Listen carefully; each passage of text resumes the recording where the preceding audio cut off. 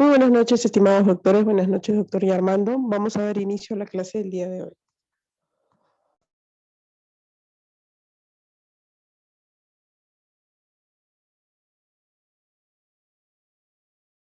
Hola, hola, ¿cómo están?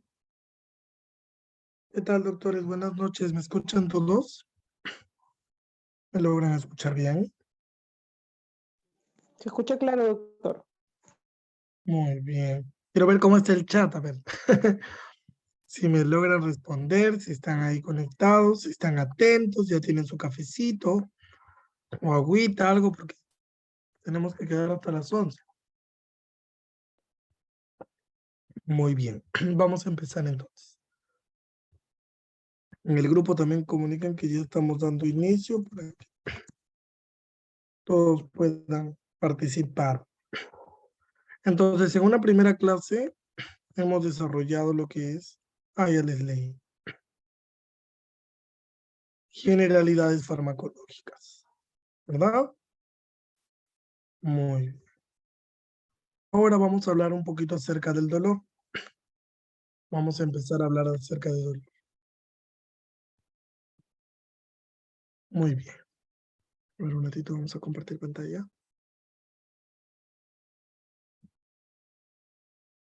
Ya está. Entonces, cuando hablamos de dolor, primero tenemos que identificar nosotros el tipo de dolor, ¿ya? ¿Por qué? Porque según este tipo de dolor, vamos a poder prescribir el medicamento indicado que le va a dar, que le va a devolver al paciente el alivio que tanto busca.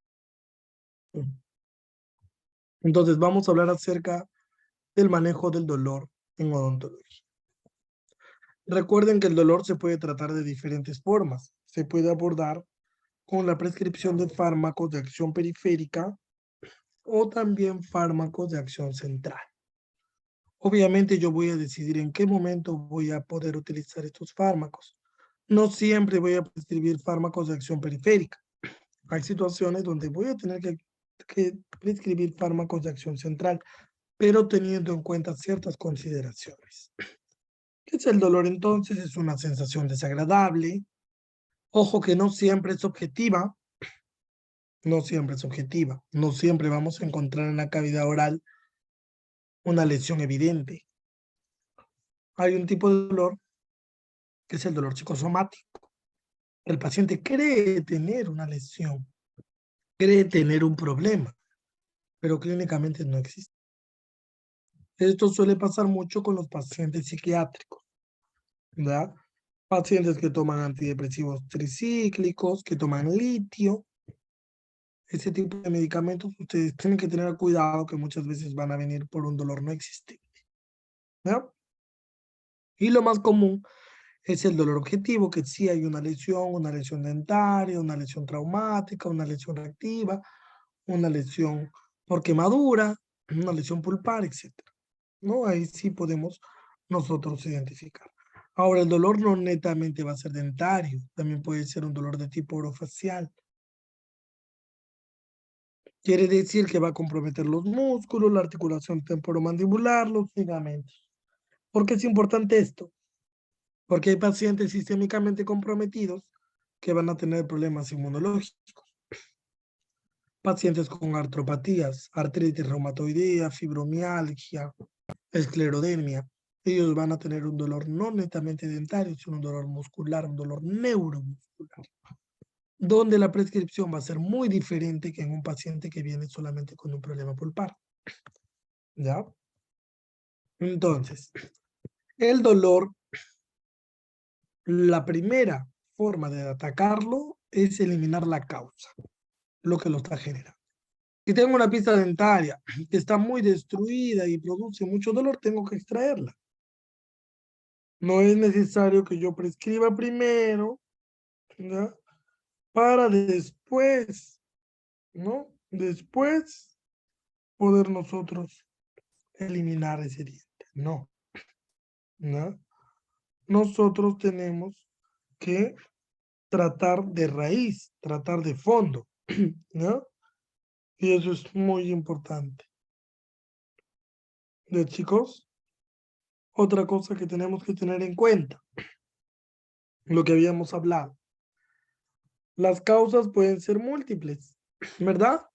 Puede ser por inflamación, infección, traumatismo. Entonces aquí es importante identificar porque cuando solamente la etiología es traumática, yo solamente voy a dar AINES. O puedo dar AINES con opioides. Pero cuando es postquirúrgica, en ausencia de infección, puedo prescribir AINES con glucocorticoides. Cuando es por inflamación e infección, puedo dar antibióticos con AINES. ¿No? Cuando es de tipo muscular, puedo dar AINES con relajantes musculares. Entonces, miren, no es una receta de cocina que a todos les voy a dar lo mismo. A cada uno le voy dando según la necesidad.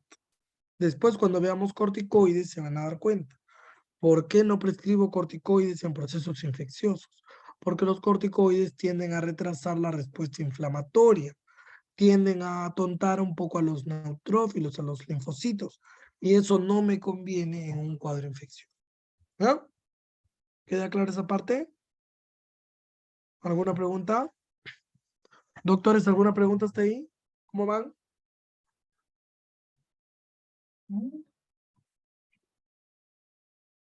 Muy bien. Entonces, tengamos en cuenta que lo primero que hacemos es observar al paciente. ¿Ya? ¿Qué observan en estos dos pacientes? ¿Qué parte repetimos, doctora? ¿Cuál es la duda? ¿Mm? Los corticoides no están indicados en procesos infecciosos, ¿ya? Los vamos a indicar en procesos postraumáticos, postquirúrgicos, pero no durante un proceso infeccioso porque van a retrasar la respuesta de los linfocitos, ya de los macrófagos, que son células que van a ir a defendernos. Tú quieres que la inflamación baje, que la hinchazón baje, ¿verdad? Pero no a costas de sacrificar a las células que van a defenderte de la infección, porque si no la infección se va a hacer resistente. Y ese es uno de los problemas en odontología, que la mayoría prescribe corticoide con antibiótico y está mal, porque los corticoides van a disminuir la respuesta inflamatoria. Y más aún en un paciente sistémicamente comprometido, va a disminuir su respuesta inmunológica y la infección va a tener mayor posibilidad de diseminarse. Muy bien, veamos estos dos pacientes. ¿Qué observan en estos dos pacientes? Les comento, este es un niño de 10 años. Miren, 10 años. Y esta es una mujer gestante de 45, perdón, de 35. Estoy agregando la edad ya. ¿Qué observan en el primer paciente? ¿Mm? Este es un paciente con enfermedad renal. Miren cómo es chiquito, 10 años, no parece de 10, ¿verdad? Parece de 5, de 6. ¿Cómo ven su rostro? ¿Expresa algo? A ver, doctora Victoria, doctor William, Sueli, ¿expresa algo? Claro, tiene un ligero aumento de volumen, muy bien. Se le ve decaído, cansado. Eso es importante cuando vamos a evaluar a un paciente especial. Tenemos que evaluar hasta la posición de los ojos, la expresión facial, la mirada. ¿Ven? Claro, es un niño que está muy adolorido, está decaído, está cansado. ¿Por qué está cansado? Porque ese niño acaba de salir de su hemodiálisis. Por eso tiene un catéter venoso central acá en el y actualmente está clausurado y está parchado con un parche base, ¿no? Entonces, es importante. La otra paciente es gestante, sí, manifiesta una cara, ¿no? De molestia, desconfort. Muy bien. Cuando yo inicio la anamnesis, el dolor en el paciente, primero tengo que saber su inicio. ¿Cómo inicia este proceso doloroso? El inicio puede ser de dos tipos. Puede ser insidioso, o puede ser brusco. ¿Cuándo es brusco? Cuando el paciente amanece con un cuadro doloroso y no hubo ni siquiera tiempo para poder explicar cómo se dio el proceso. Insidioso, cuando se ha dado de manera lenta y el paciente puede expresar y explicar cómo ha aparecido este cuadro doloroso. ¿Ven? Muy importante. Ahora, eso es cuando hablamos del inicio, pero también tenemos que conocer el curso. Todo esto es el curso. ¿Qué me indica el curso? El curso me indica cómo se ha comportado ese dolor, esa infección en el tiempo. Entonces, ¿cómo se llamaba esto de acá? Inicio. Inicio. ¿Cómo puede ser el inicio? Brusco, insidioso, ¿verdad? Muy bien. Y el curso puede ser intermitente, si va y viene, se activa o se inactiva el foco. Estacionario, si queda detenido, apareció y no progresó. Es asintomático. Progresivo, cuando cada día está peor. Por ejemplo, aumento de volumen, movilidad dentaria, dolor al tacto, dolor espontáneo, aumento de temperatura, trismus, cada vez va empeorando el cuadro clínico. ¿Ven? Regresivo, cuando solo desaparece el problema, sin tratamiento y sin ayuda farmacológica. ¿Ven? Y episódico, guardamos ese término para las patologías que tienen un tiempo determinado en la cavidad oral o en el cuerpo. Por ejemplo, las lesiones herpéticas aparecen cada 3, 4 meses, luego se van, ¿no? Tienen un periodo, un episodio claro, determinado. ¿Listo? ¿Por qué es importante esto también? Porque yo voy a dar mi tratamiento farmacológico y mi plan de tratamiento en base a qué? A este tipo de dolor o a este tipo de problema. A un problema progresivo yo no lo voy a medicar y lo voy a dejar ir a su casa. Lo tengo que medicar y lo tengo que tratar en ese día porque está progresivo. El cuadro no sé mañana cómo va a amanecer ese paciente. ¿Ven? Un cuadro estacionario tendrá prioridad en el tratamiento ahorita. ¿Qué opinan? ¿Mm? No es una prioridad. Normalmente atiendo los focos activos en primer lugar. ¿Ya? Muy bien. Entonces, cuando es de inicio insidioso, generalmente son procesos crónicos.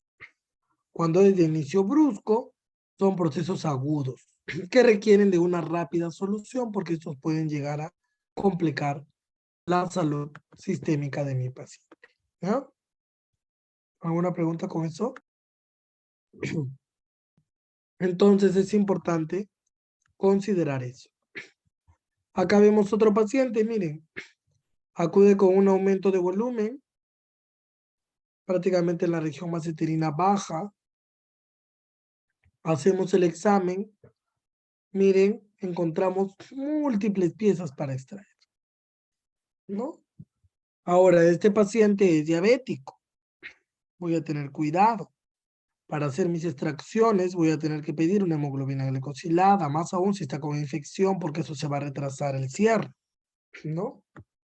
¿Qué preguntas voy a hacer para poder determinar el dolor? En este caso está sencillo porque yo veo ese aumento de volumen y normalmente voy a relacionar la inflamación a ese cuadro infeccioso, ¿verdad? Pero en otros casos yo voy a tener que aplicar un cuestionario para poder tener una idea de cuál es el problema. Dolor estacionario es un dolor que desaparece. Apareció una vez que al paciente le incomodó mucho y después se fue y no volvió. Entonces el paciente viene preocupado porque teme que vuelva. Básicamente por eso. Pero no está activo en ese momento. Por eso se llama estacionario, como un freno. ¿ya? Es como un proceso infeccioso, que el paciente le dolía una zona, tenía aumento de volumen, pero al día siguiente desapareció solo. También, ¿no? Entonces, el dolor puede ser punzante o sordo. Punzante cuando el paciente puede señalar, aquí me duele, aquí. Y tú reconoces dónde le duele. Esto es característico de los procesos traumáticos, pulpares, ¿ya? O problemas endoperidontales. Esos suelen ser así punzantes. En cambio, el dolor sordo normalmente es un dolor que puede ser de origen neurológico, ¿ya? Puede ser de origen neuromuscular, ¿ya? O puede ser algún problema en el sistema nervioso central. ¿Ven? Entonces es diferente, ¿ya? Eso también es importante porque el paciente dice, no, me duele la cara, me duele todo, dice, me duele toda la cara, me duele el cuello, ¿no? Ese dolor es sordo. Hay que tener cuidado con este tipo de dolores porque normalmente no están asociados a problemas odontogénicos. Y hay pacientes que por su propia condición especial tienden a tener esos dolores. Y a veces hacemos sobretratamiento. No, no, me duele este diente, te le haces endodoncia y no es. No, me duele el diente, sáquemelo y no es. Tengan cuidado. El dolor sordo del paciente es un dolor difuso que no se puede identificar. El paciente no sabe de dónde proviene. Solamente te dice, me duele acá y se señala el lado derecho de la cara. Y tú no entiendes, ¿no? Porque ¿dónde te duele? ¿Pero dónde? Acá y señala la cara. Acá señala el cuello. Acá señala el mentón. Pero si ahí no tienes nada, ¿no? Tú te explicas. ¿Cómo? Es un dolor que no se puede explicar. El paciente no puede señalarnos un punto fijo. ¿Ya? Muy bien.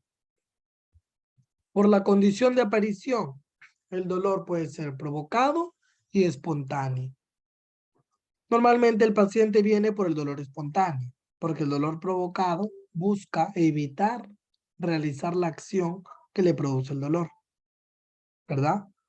Eso también hay que tener en consideración nosotros, ¿no? Hay que tener en consideración nosotros. Entonces, el dolor provocado, el paciente tarda más en venir al consultorio. Normalmente viene cuando es espontáneo, ya no lo aguanta, ya no lo soporta, ahí recién quiere su tratamiento.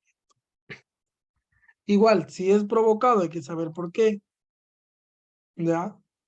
Si es provocado por el calor, por el frío, la alimentación. Normalmente cuando al paciente le duele a la percusión vertical es porque hay un problema apical, ¿ya?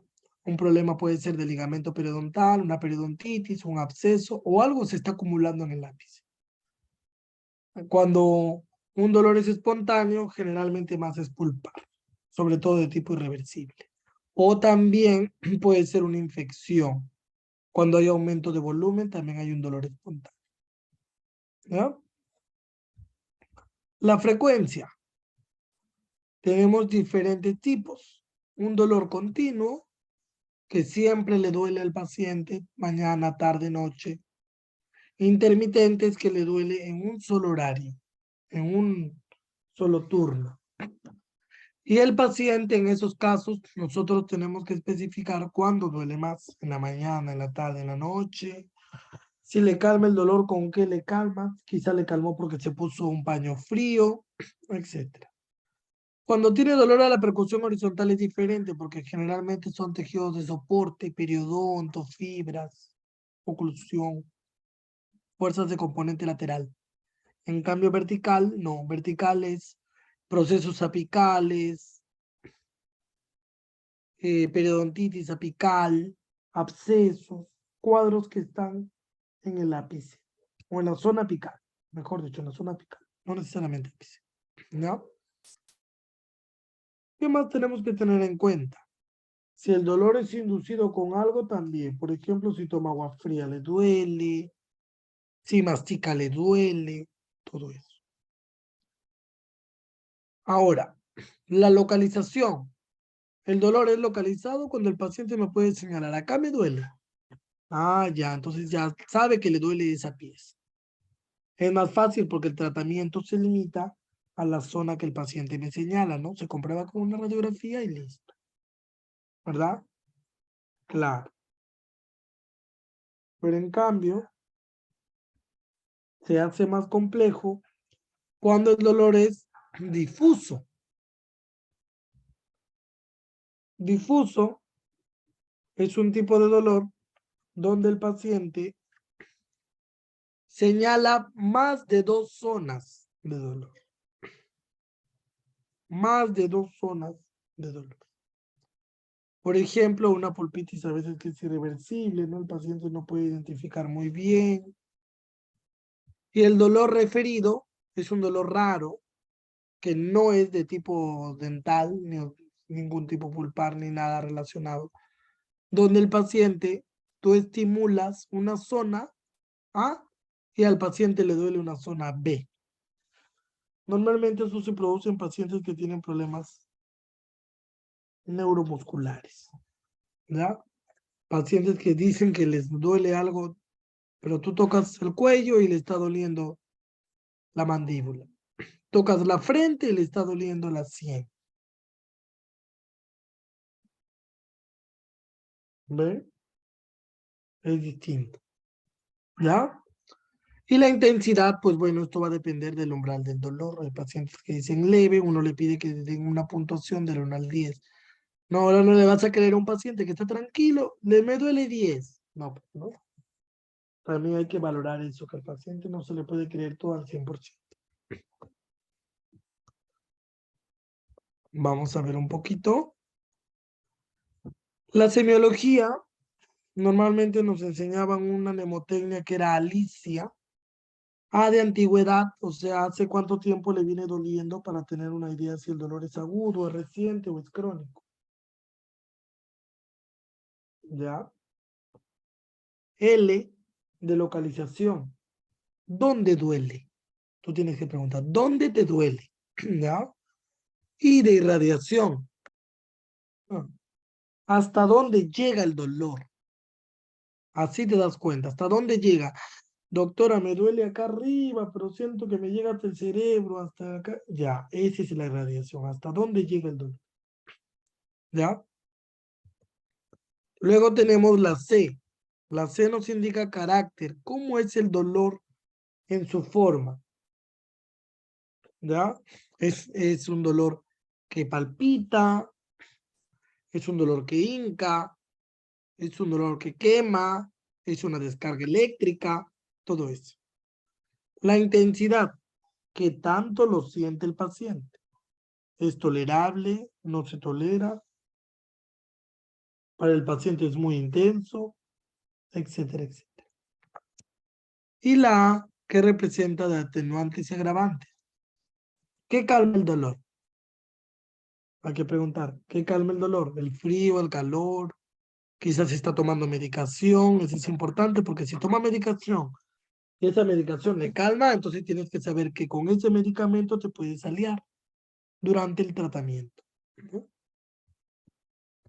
¿Listo? ¿Algunas preguntas? Ah, ¿cuándo empezó el dolor?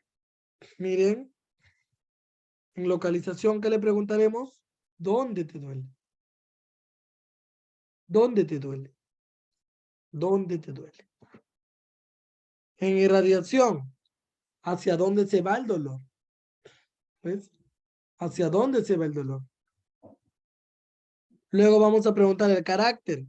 ¿Cómo se siente este dolor? Cuéntame. Hinca, late, quema. ¿Ven? En intensidad, ¿qué tan fuerte es? Vamos a puntuarlo del 1 al 10. Pero tienes que ser consciente. No le va a decir 10 y nada, ¿no? ¿Ya? Luego vamos a tener qué hace que pueda mejorar ese dolor y qué hace que ese dolor pueda empeorar. ¿Ya? Y esta era básicamente la mnemotecnia. ¿Vale?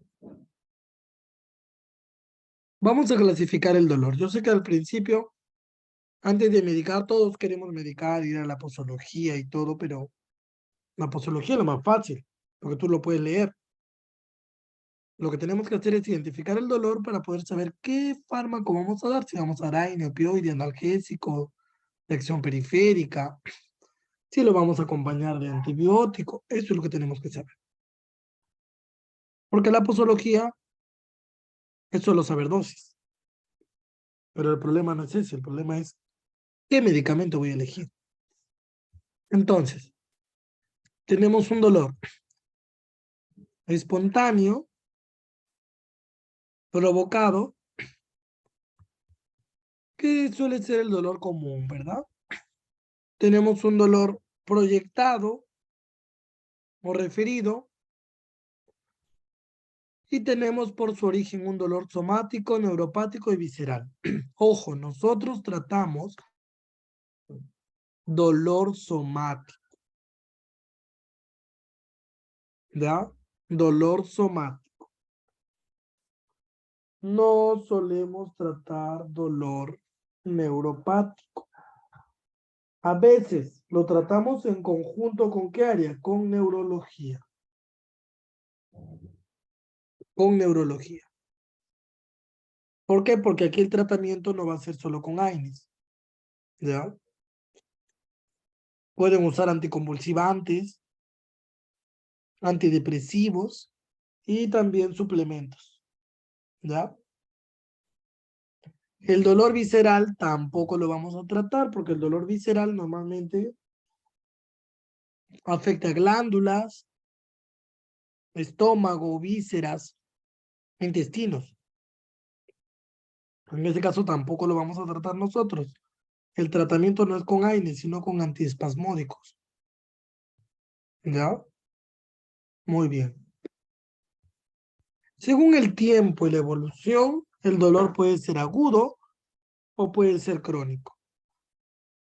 Recuerden, mientras más días de dolor tiene el paciente, es más difícil tratarlo. Menos días de dolor, más fácil el tratamiento. Más días de dolor, más difícil el tratamiento. Entonces también esto les da una idea cuando ustedes tengan que hacer plan de tratamiento o hacer el cobro, ¿no? Si el paciente viene con un dolor que es más crónico, yo tengo que cobrar más, porque va a ser más difícil tratar eso. Si el dolor es reciente, el problema está activo allí en ese momento, lo voy a poder encontrar con mayor facilidad. Entonces allí, bueno, podría considerar o evaluar un descuento, ¿no? Muy bien, vamos a ver un poquito. El dolor orofacial se divide en dos ejes. El eje 1, que es un dolor somático, que afecta a los tejidos que tienen función motora, generalmente, como son los músculos, los huesos, las articulaciones, ligamentos, piel, encía, ¿no? Todo eso. El dolor visceral, que va a afectar a órganos, vísceras, vasos, plexos, ¿ya? Y luego tenemos el dolor neuropático, que es propio del tejido nervioso, ¿ya? Nervioso. También difícil de tratar y que muchas veces pues vamos a tener que hacer interconsulta. ¿Con quién habíamos dicho? ¿Con qué área de la medicina para tratar ese dolor? Doctores, con el neurólogo, ¿no? Con el neurólogo. ¿Ven? Con el neurólogo. Solo en el caso de alteraciones como esquizofrenia, pues ahí sí vamos al psiquiatra, ¿no? Ahí sí vamos al psiquiatra, ¿ya? Pero lo demás es neurólogo,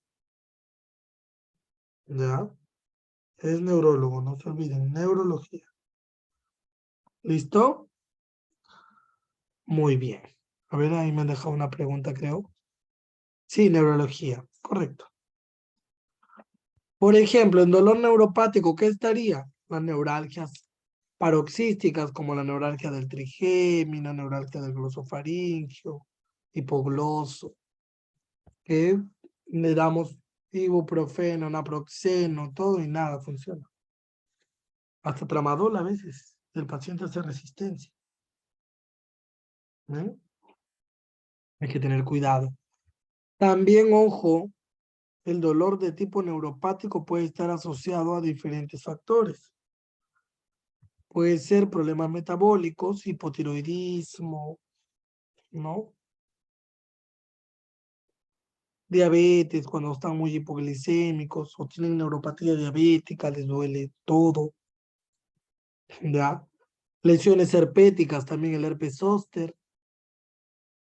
Tengan cuidado con el herpes zóster que produce neuralgia posherpética que afecta al trigémino. Resistencia en caso a los AINES, no. Lo que podría existir es tolerancia. El cuerpo ya se resiste a esos efectos, pero más hay resistencia en el término de antibióticos, no de analgésicos. En el caso de analgésicos hablamos tolerancia. Y sucede más con los fármacos que actúan a nivel del sistema nervioso central, como son los opioides. ¿Ya? Muy bien. ¿Qué medicamentos podemos utilizar? Si el dolor es somático, yo puedo utilizar AINES y opioides. ¿Ya? Normalmente los AINES se pueden administrar hasta por 7 días, hasta 15 días. El problema es controlar sus efectos colaterales a nivel del tracto digestivo, del sangrado, del flujo renal. Ya cuando veamos AINES vamos a entender esa parte.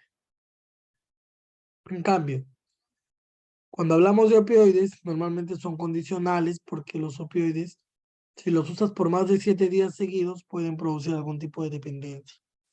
¿Ya? Y eso es malo. Si tengo problemas somáticos, voy a tratar el dolor con AINES y opioides. Puedo utilizarlos por separado o en asociación. Si tengo en vísceras, no voy a utilizar AINES. Solamente tengo 2 opciones de AINES, 2 fármacos.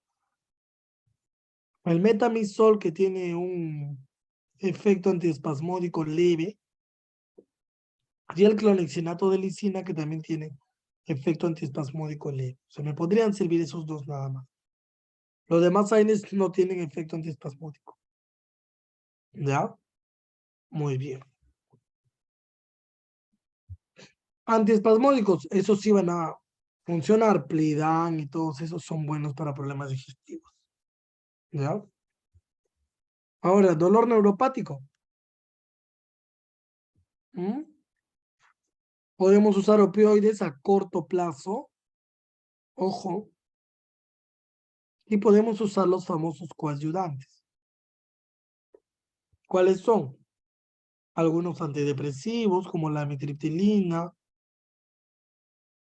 anticonvulsivantes como el ácido valproico, coadyuvantes como la gabapentina, la pregabalina cuando hay un problema neurológico, pero siempre interconsultando con neurología porque hay fármacos que no estamos autorizados de prescribir. ¿Ya? Entonces, si el problema se produce por mediadores químicos, por ejemplo, el paciente se hincó, se cortó, se fracturó un diente, se mordió, el tratamiento básicamente es con analgésicos, AINES y algunos corticoides. Si el tratamiento se va a realizar durante un periodo de tiempo prolongado, produce dolor, injuria, tenemos que anestesiar la zona donde se va a trabajar. Si es un procedimiento o es un tratamiento que ya se realizó y sabemos que el dolor va a ser intenso y que aún así, habiendo administrado AINES, no se va a lograr calmar, utilizamos medicamentos de acción central. Así se le llaman a los medicamentos que van a actuar en el sistema nervioso y van a deprimir el sistema nervioso. ¿A quién vamos a tener ahí? A los opioides, por ejemplo, a algunos barbitúricos. ¿Ven? Muy bien. ¿Qué características encontramos en algunas odontalgias de origen no dental? Suena como trabalengua. Van a ser cuadros dolorosos que van a simular un problema dentario, pero que realmente no lo son. Miren, van a simular un problema dentario, pero no lo son. ¿Ya? Se caracterizan porque el paciente va a venir con múltiples dolores. Ojo, múltiples dolores. El paciente va a sentir que le duele todo. Y tú dices, pero no hay nada. Suelen ser espontáneos los dolores. ¿Qué otra cosa? El paciente no reconoce la causa del dolor, no lo puede identificar, o tú no encuentras una causa aparente. ¿Ven? Otra cosa, el dolor es quemante. El dolor quemante no es normal, no es usual.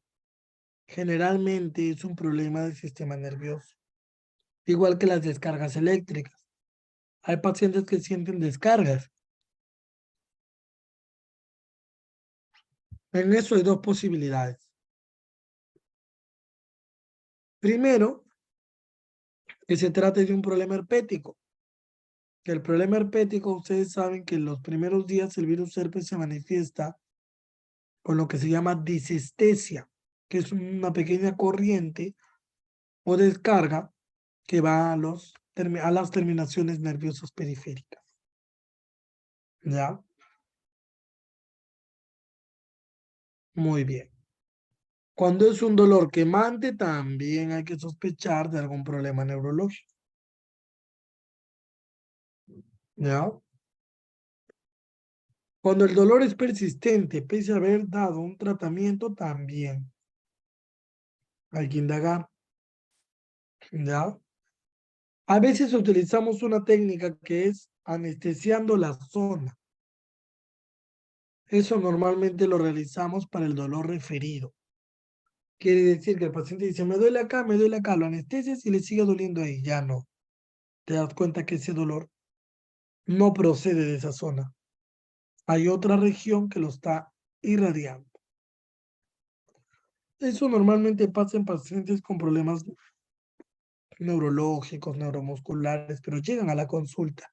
Y a veces en ellos son el grupo donde más errores cometemos. Y también otra cosa importante es que no necesariamente los problemas van a ser dentarios, pueden ser musculares, faciales, neurálgicos o hasta problemas sistémicos. Por ejemplo, teníamos un paciente que le dolía mucho el cuello y le dolía el ángulo mandibular. No le decía, pero traigo varios días, doctor, me está doliendo el cuello, decía, y se agarraba acá la mandíbula. Que era, ese paciente estaba haciendo una angina de pecho, felizmente muy lenta, que ha dado tiempo de que el paciente pueda expresar, ¿verdad? Entonces hay que tener cuidado. También pacientes que le duele mucho al tomar aire o hablan un poco así gangoso, también puede tratarse de una sinusitis. La sinusitis si es bilateral, ¿ya? Suele ser de origen otorrinolaringológico, ¿no? No, nariz, boca, algo tiene un problema, la garganta. Pero si es unilateral, de un solo lado, generalmente es de origen dentario, ¿ya? Muy bien. También tengo que conocer cuáles son las lesiones que en la cavidad oral producen dolor. ¿Cuál creen que es? Tenemos infecciones virales, por ejemplo, las infecciones herpéticas, la enfermedad de mano, pie y boca, ¿no? Ahora que se habla mucho de la viruela del mono, también puede producir lesiones en la boca, úlceras, hongos también puede haber, Candida albicans, Candida tropicalis. Muy bien. También puede haber trauma, ¿no? Problemas químicos, físicos. Eso sí es más frecuente.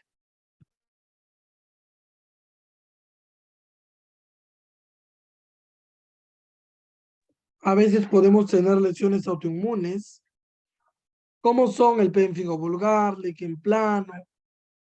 Ya eso tenemos que indagar, porque eso no se trata con medicamentos. Para el dolor se tratan con cremas, fórmulas, directamente sobre las lesiones. Solo si las lesiones se han generalizado podría prescribirse analgésicos. Empezaremos hablando de los analgésicos opioides. En la siguiente clase ya hablaremos de AINES.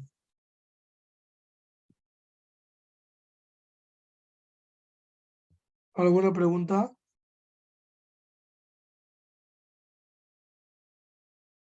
¿Preguntas, chicos?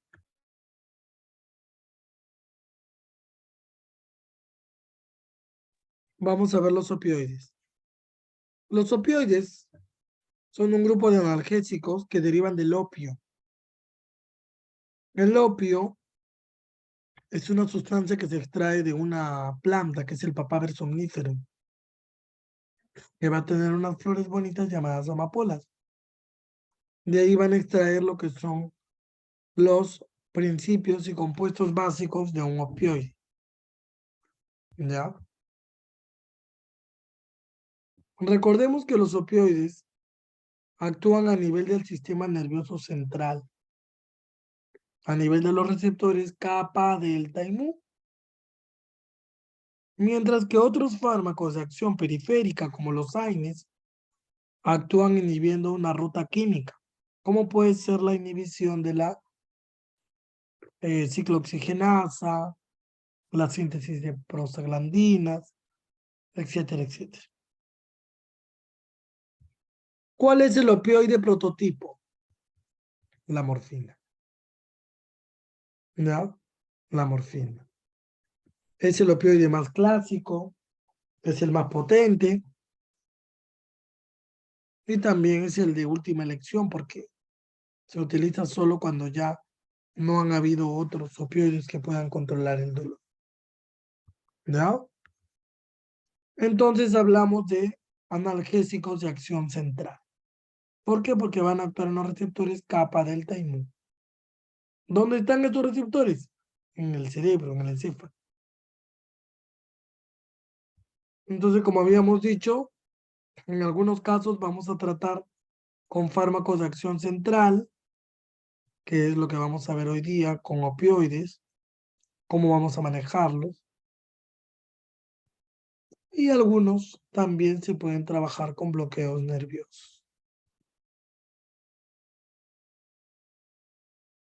Recordemos entonces que los opioides son fármacos que derivan de sustancias naturales. Tener cuidado con los pacientes que son alérgicos a algunas plantas. Puede ser que hagan alergia a los opioides. Esto es importante preguntar como antecedente. ¿Cómo se produce el dolor? El dolor puede ser por un estímulo periférico que se llama estímulo nociceptor.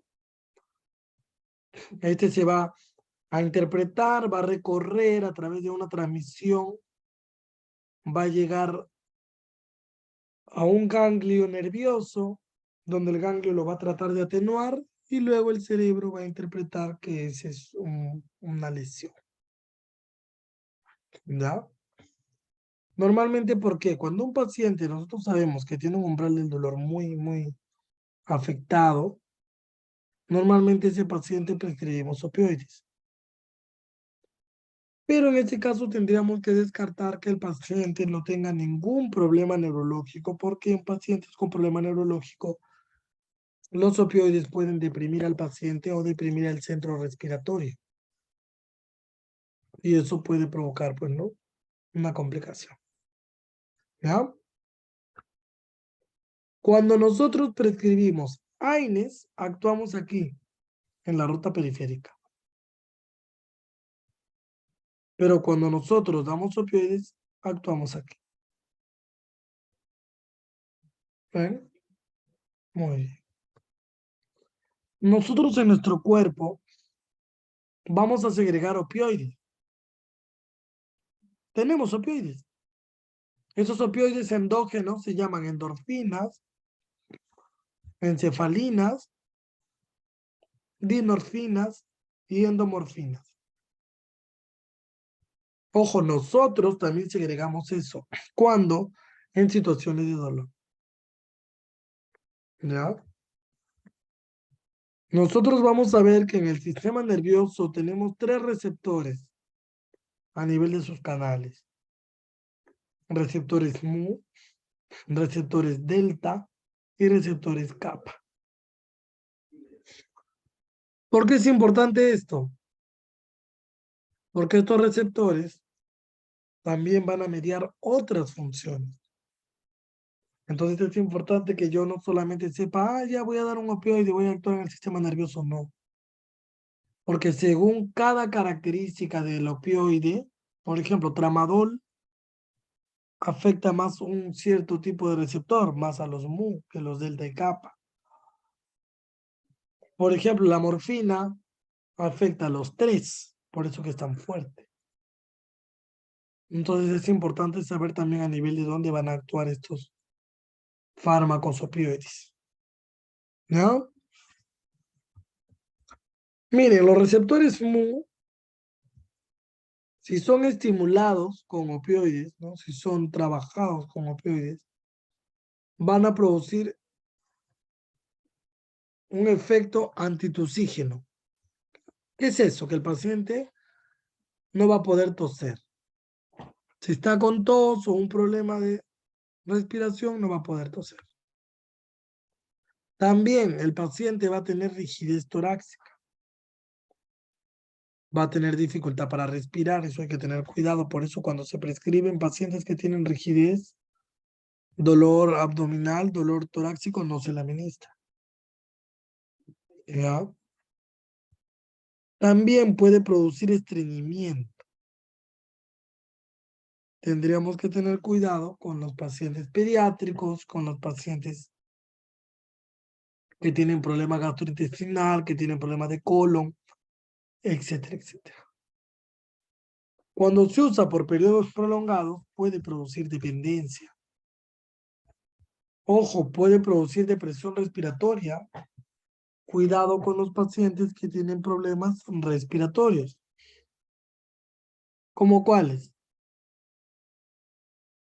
Enfermedad pulmonar, broncoespasmo, ¿no? Es importante eso. También el corazón se va a poner un poco lento, la presión va a estar un poco baja. El paciente puede estar eufórico. Y son efectos que se dan con la ingesta de opioides. ¿Pero qué opioides? Los que van a estimular y van a actuar sobre los receptores mu.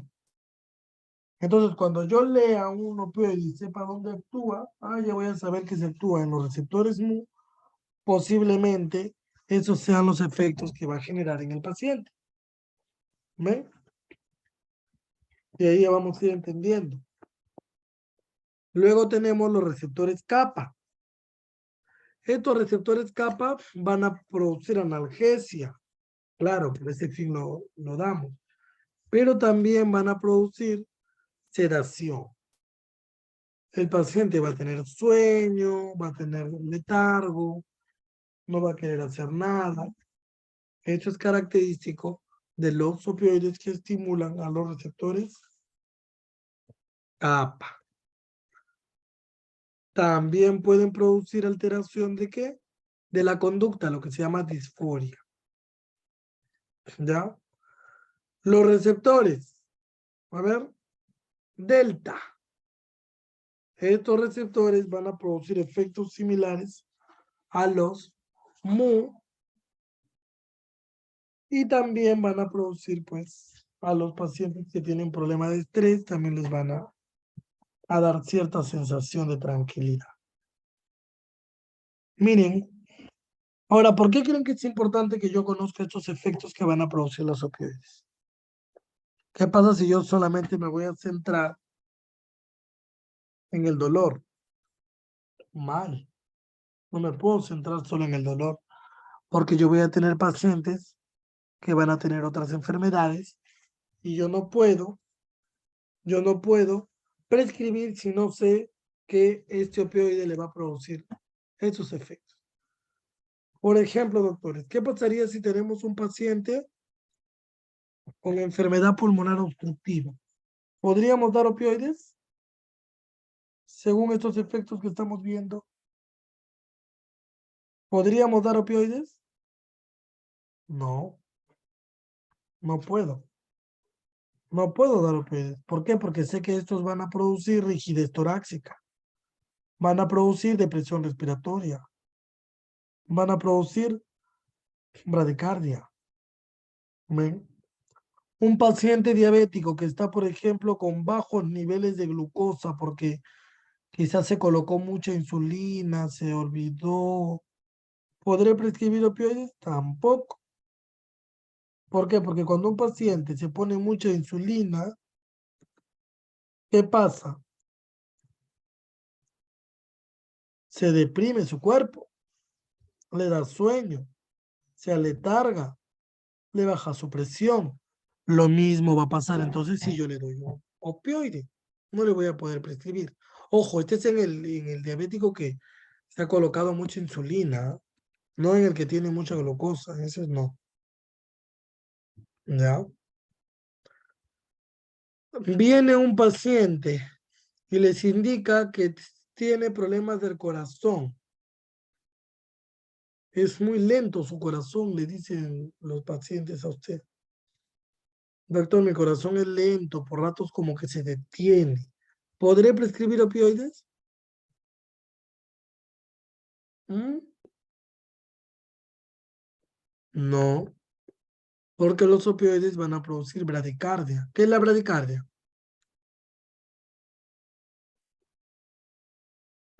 La bradicardia es cuando la frecuencia cardíaca, que debe ser entre 60 y 100, se enlentece. Bradicardia es cuando disminuye la frecuencia. Cuando aumenta la frecuencia cardíaca es taquicardia. ¿Ya? Entonces miren cómo vamos poquito a poco sabiendo de este medicamento que a veces lo hemos usado y no nos hemos dado ni cuenta de todos los efectos que puede producir en el cuerpo. Viene, por ejemplo, un paciente y le dice que tiene problemas de intestino perezoso. ¿Podré prescribir opioides? No, porque los opioides van a producir estreñimiento. Si no, ese pobre paciente no va a poder ir al baño. Entonces, miren qué importante es. ¿No? Muy bien. Existen dos tipos de opioides.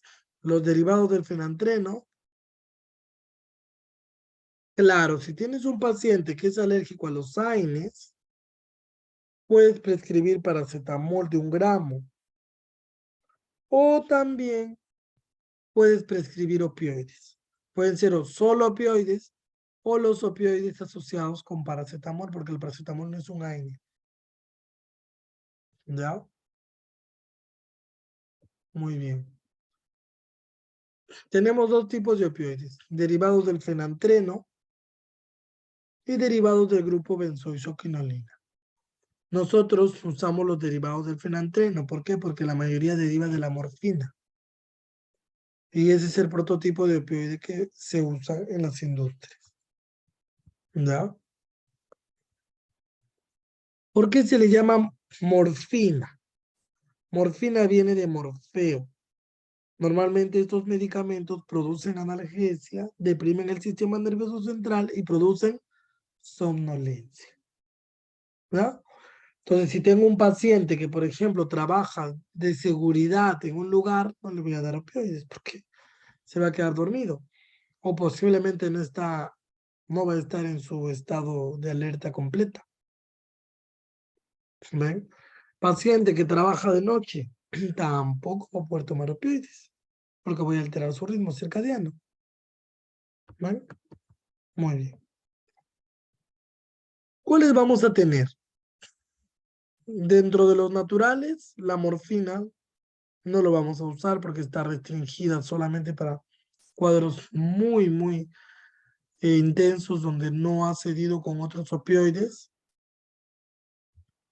La codeína sí, aunque más tiene efectos antitusígenos, la codeína. El que más vamos a usar dentro de los sintéticos es el tramadol. ¿Por qué? Porque el tramadol es uno de los que tiene menos efectos colaterales de todos los opioides. ¿No? Muy bien. Nosotros nos guiamos para recetar de una escala analgésica. La Organización Mundial de la Salud ha establecido 3 escalas de dolor. Según esas escalas de dolor, yo voy a prescribir. No se trata de que de frente yo digo, ay, entonces mando opioides. No. Yo evalúo el dolor. Si el dolor es de leve, como para moderado, yo puedo mandar analgésicos no opioides. Puedo mandar AINES, puedo mandar paracetamol, puedo mandar cualquiera de esos medicamentos, metamizol, naproxeno, todo eso. Pero si yo tengo un dolor moderado, que ya el paciente no puede dormir, cesa sus actividades, puedo utilizar opioides. ¿Pero qué opioides? Los opioides débiles, porque hay opioides potentes. ¿Cuáles son los opioides débiles? Tramadol, codeína, dihidrocodeína. Las podemos utilizar solas o las podemos asociar con AINES. ¿Por qué creen que las asociamos con AINES? Y me puede decir, ¿por qué? Lo damos, ¿por qué? Porque cuando nosotros asociamos los opioides con los AINES, esto reduce la posibilidad de efectos colaterales por los opioides. ¿Ven? Eso es muy importante. ¿Qué podemos dar acá? Codeína con paracetamol, tramadol con paracetamol, solo tramadol, etc. ¿Ven? Tercer escalón. Normalmente nosotros no vamos a hacer uso de eso. ¿Quién está ahí? La morfina, el fentanilo, la metadona, la buprenorfina, para dolores muy potentes, muy fuertes, que no han respondido al primer y el segundo escalón.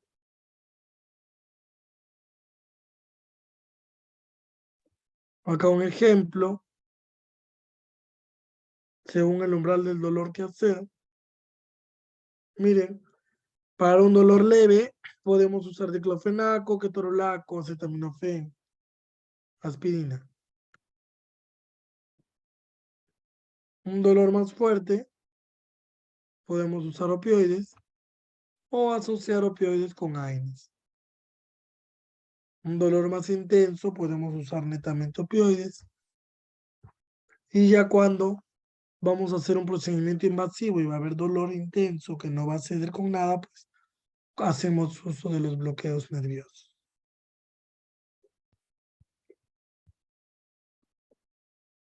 Otra cosa importante, cuando nosotros estamos administrando opioides, tenemos que saber cómo revertir sus efectos. ¿Ya? ¿Alguien sabe cómo revertir los efectos? Quizás se me pasó una dosis, le diré más. En esos casos usamos un antagonista. ¿El antagonista qué va a hacer? Va a revertir los efectos del opioide.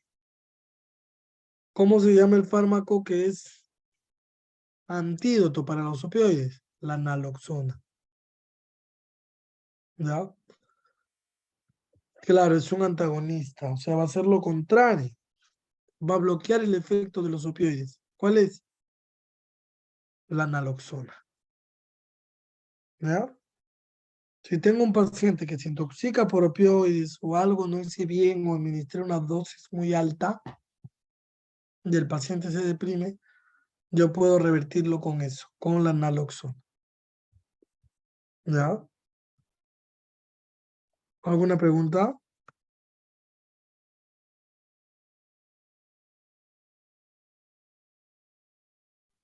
La naloxona viene en una ampollita. Se aplica solamente una sola vez. Nada más.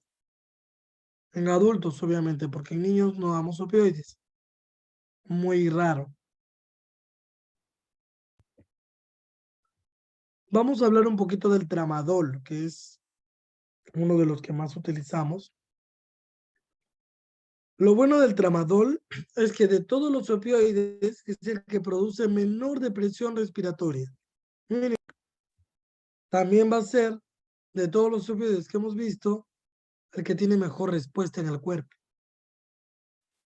Pero solamente me va a servir para un dolor de leve a moderado. O sea, un dolor severo no lo voy a poder tratar con tramadol. ¿Ya? No lo voy a poder tratar con tramadol. Para odontología sí nos ayuda bastante. ¿Ya? ¿Cuál es la afinidad que tiene a los receptores? Va a tener una afinidad a los receptores muy moderada. O sea, miren, va a tener un efecto bradicárdico, de rigidez torácica, de problema intestinal moderado, a diferencia de otros. Otra cosa, si lo comparamos con la morfina, pues el tramadol no es tan potente. Por ejemplo, si yo comparo 100 miligramos de tramadol, es equivale a 10 gramos de morfina en efecto. O sea que el tramadol se maneja a dosis un poquito más altas. ¿Cuáles son sus dosis normalmente? Pueden ser dosis de 100 miligramos, solo tramadol, 50 miligramos, solo tramadol, y 37.5 miligramos cuando este tramadol se va a asociar con paracetamol. ¿Cada cuánto tiempo? Puede ser el efecto cada 4, 6, hasta 8 horas. Va a depender también qué tan fuerte es el dolor para el paciente. ¿Lo podemos encontrar solo? Claro que sí. Puede venir en una presentación de ampolla en 100 miligramos, tabletas 50 miligramos, o si lo queremos asociar con paracetamol, viene 325 miligramos de paracetamol y viene 37.5 de lo que es tramadol. Y esa es la combinación más conocida, porque viene en Saldiar, eh, Metagesi, ¿no? Que son las marcas más conocidas. Vamos también a hacer hincapié sobre algunas interacciones del tramadol. Primero, que el tramadol no se recomienda en niños. ¿Ya? Ah, pacientes con alcohol. No se pueden dar opioides si un paciente ha tomado alcohol. Mínimo son 12 horas. Ya mínimo deben haber pasado 12 horas. Y ahora dependiendo de la concentración de alcohol que el paciente ha tomado. No es igual que haya tomado directamente de una botella de alcohol, ¿no? O que haya tomado pues un pequeño cóctel, ¿no? Normalmente mínimo debe pasar 12 horas. No podemos dar opioides si un paciente ha tomado recientemente algún tipo de licor. Claro, porque deprimen. Prácticamente vas a deprimir 2 veces el sistema nervioso, porque el alcohol deprime el sistema nervioso y los opioides también. Puedes producir un paro cardiorrespiratorio. El tramadol no se recomienda en niños, se administra en adultos. ¿Cuál es la dosis de tramadol? Normalmente, como les dije, pueden ser 50 miligramos, que viene más en vía oral, tabletas, o los que son ampollas, que vienen de 100 miligramos. La dosis máxima por adultos, 400 miligramos al día. O sea, normalmente si yo administro 50 a 100 miligramos, lo puedo administrar cada 8 horas o 6 horas. Si voy a usar el de 100, pues máximo 4 aplicaciones, ¿no? Porque solamente tolera el cuerpo 400 miligramos al día de tramadol, no de dosis al día, ¿ya? Recuerden que todo lo que es tramadol puede producir náuseas, cefaleas, mareos. Tener cuidado en pacientes que de por sí ya tienen ese cuadro. Ahora, ¿con qué interactúa? Con algunos relajantes musculares, ¿ya? Con los anticoagulantes orales como la warfarina, el azenocumarol, el tramadol puede aumentar el riesgo de sangrado.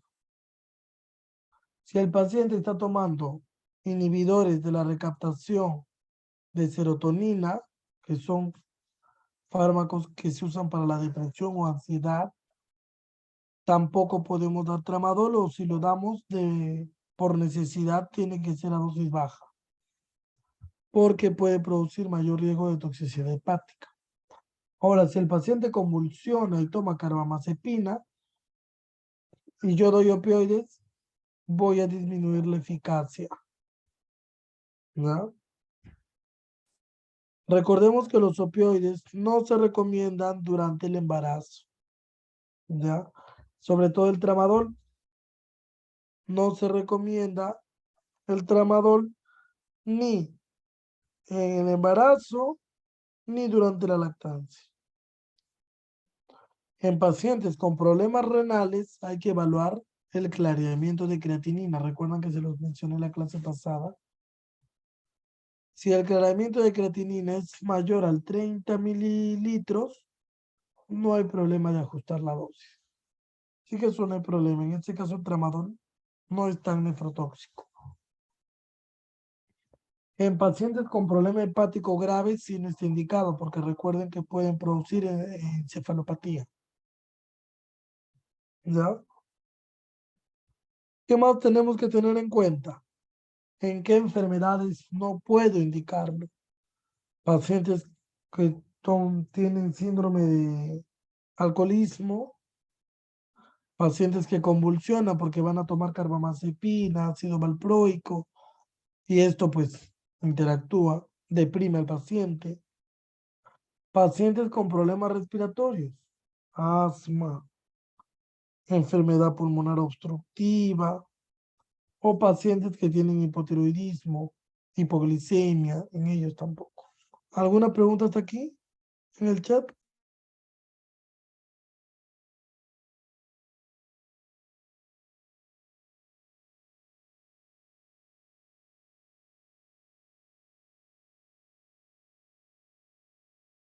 ¿No hay preguntas?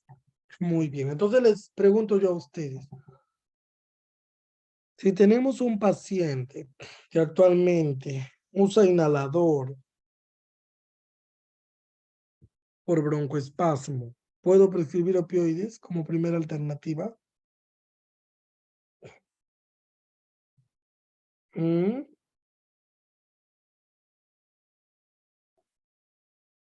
Dígame. No, no se les vaya a ocurrir. ¿Ya? No se les vaya a ocurrir. ¿Ya? Muy bien. Otra cosa importante, a ver. Tenemos un paciente que tiene un clareamiento de creatinina de 10 mililitros por minuto. ¿Cómo sabemos eso? Porque se supone que si yo tengo un paciente con problema renal, yo le pido, recuerden que les mencioné en la clase pasada, un clareamiento de creatinina y me va a decir, es de 10, de 20, de 30, 50, etcétera. Si tiene menos de 10, no recomendamos el uso de tramadol. Tiene que tener más de 30 para que sea seguro. Ahora, si el paciente tiene 15, 20, no llega a 30, pues, ¿qué hacíamos para no dañar el riñón? Habían dos posibilidades, ¿recuerdan? ¿Cuáles eran? ¿Mm? ¿Cuáles eran? ¿Quién sabe? Uno, cambiar el fármaco muy bien. Dos, los intervalos de tiempo. Puedo administrarlo en vez de cada 8, cada 12 horas. O ajustar la dosis. Muy bien. Muy bien, doctores. Ya eso es lo que podríamos hacer. Codeína. La codeína es un poquito más versátil en el uso. El problema, ¿saben cuál es? De que la codeína más se hace famosa por el efecto que tiene de antitussígeno. Por eso ustedes ven que cuando nosotros vemos jarabes, tienen codeína para la tos. ¿Por qué? Porque la codeína es un opioide y como efecto colateral ustedes saben que produce inhibición de la tos. La dosis máxima de codeína va a ser de 120 miligramos al día. Yo puedo prescribir 30 miligramos de codeína cada 6 o cada 8 horas, pero no debo excederme los 120 miligramos. De tramador, ¿cuánto era la dosis máxima? ¿Recuerdan? ¿Mm? ¿Recuerdan? 400 miligramos. ¿Ya? En cambio de codeína es 120 miligramos. La ventaja de la codeína es que sí se puede administrar en niños. Máximo 40 miligramos al día. Lo puedo dividir en 3 hasta 4 tomas. ¿Ya? Ahora, ¿en qué niños? Mayores de 8 años. No en niños pequeños. ¿Ya? ¿Por qué? Porque puede producir problemas respiratorios. ¿Ya? Ahora, ¿con qué fármacos va a interactuar? Con el alcohol igual, ¿no? Porque es un opioide. Con algunos mucolíticos, pacientes que están tomando mucolíticos, pacientes que están tomando algunos antibióticos como para la tuberculosis, la rifampicina, tampoco. ¿Ya? En pacientes especiales, tengan cuidado que la codeína no se recomienda en pacientes con hepatopatía. ¿Recuerdan que vimos? Porque había riesgo de encefalopatía hepática. Acá ni siquiera debe darse como alternativa. En el embarazo tampoco, ningún opioide se recomienda en el embarazo. La diferencia va a ser que la codeína, si la madre está dando de lactar, se va a poder prescribir porque es compatible con la lactancia. Cosa que no pasa con el tramadol, ¿ven? No se recomienda en la lactancia. ¿Vieron? Muy bien. Y en cuanto a los diagnósticos sistémicos, es muy similar al tramadol. No en alcohólicos, no en pacientes con problemas respiratorios o marcados. En epilepsia tampoco utilizamos mayor depresión del paciente. ¿Ya? ¿Alguna pregunta hasta aquí? Muy bien. ¿Por qué decimos que los opioides tienen una prescripción restringida? ¿Mm? ¿Por qué? ¿Mm? ¿Por qué? Porque actúan a nivel del sistema nervioso central. Y cuando yo los uso seguido, por más de 5 o 6 días, pueden producir dependencia. El paciente ya va a sentir la necesidad de tomarlos. También porque producen tolerancia. ¿Qué quiere decir? Que los primeros días hacen muy buenos efectos. ¡Wow! Me sorprendo. Magnífico. Pero pasando los 5 días, empieza el paciente a sentir de que ya no es lo mismo con ese medicamento, que ya no le hace igual de efecto como le hacía antes. ¿Eh? Eso es muy importante, ¿ah?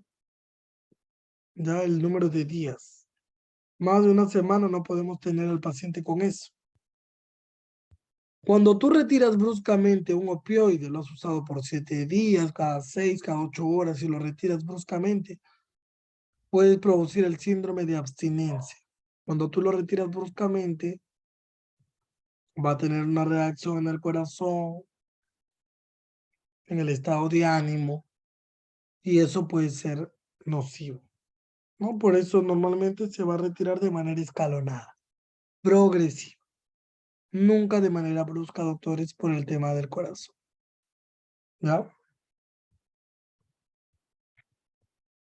En cuanto a dependencia, es cuando el paciente no quiere dejar el medicamento. Se siente bien. ¿Esto cómo lo podemos tener? Puede ser de dos tipos, dependencia psicológica y física. Física es que ves que el paciente no quiere moverse mucho, no quiere salir de casa, quiere dormir.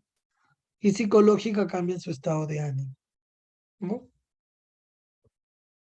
Entonces, si tengo un paciente con problema hepático, tengo que tener cuidado que los pacientes con hepatopatía tienden a hacer mayor reacción sedativa con los opioides. Y yo con un opioide puedo sedar a un paciente sano, a un paciente con hepatopatía lo puedo inducir al coma. ¿Ya?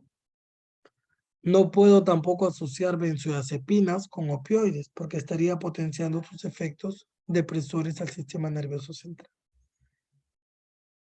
¿Ya? Muy bien. El tramadol se puede utilizar, sí, pero cada 12 horas en pacientes con hepatopatía. Claro, el retiro de la codeína debe estar dentro de los 7 días, por supuesto, doctora Almendra. No debe exceder los 7 días. Y si has dado 7 días dosis altas, tendrías que ir bajando la dosis a partir del día 5 para que el paciente no sienta que se le ha retirado bruscamente el fármaco. ¿Ya? Muy bien. Otra cosa importante. Si el paciente tiene problema hepático, no damos codeína. Recuerden, damos tramadol siempre y cuando el problema hepático sea leve hasta moderado. Pero si es un paciente con cirrosis, carcinoma hepático, muy avanzado, no podríamos usar como analgésico el tramadol. ¿Ya? ¿Qué recomendaríamos? Quizás derivados del acetaminofén con baja dosis de tramadol. ¿Ah? ¿Qué otra cosa es importante? En nefropatías, problemas del riñón, tenemos que tener en cuenta que la mayoría de medicamentos se van a excretar por vía renal. Entonces, ¿qué podemos pedir nosotros? Un clareamiento de creatinina. ¿Recuerdan que les mencioné? Un clareamiento de creatinina. Si yo veo que mi paciente tiene un clareamiento de creatinina mayor de 30, puedo administrar tramadol. ¿Y cuándo puedo dar codeína? Ah, no, para dar codeína necesito que mi riñón esté trabajando mejor, por lo menos 60. ¿Ven? Entonces, en un paciente con enfermedad renal que está más avanzado, ¿qué podré prescribir? ¿Tramadol o codeína? ¿Mm?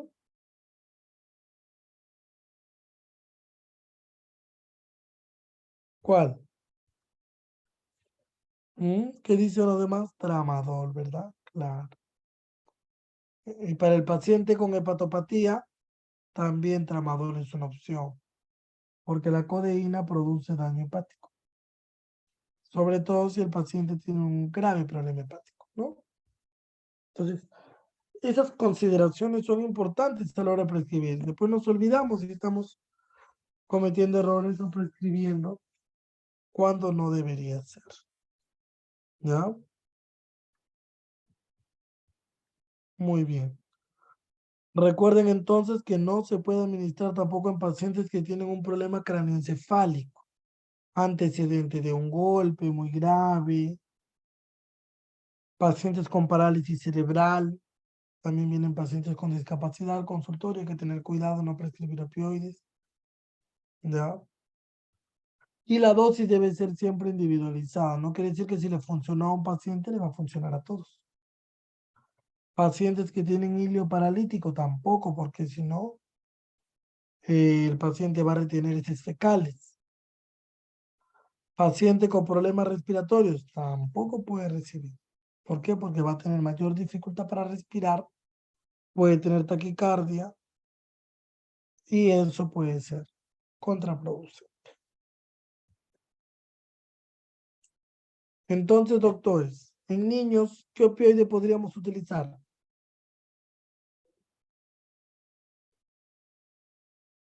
Codeína. ¿Cuánto es la dosis máxima de codeína? 120 miligramos al día.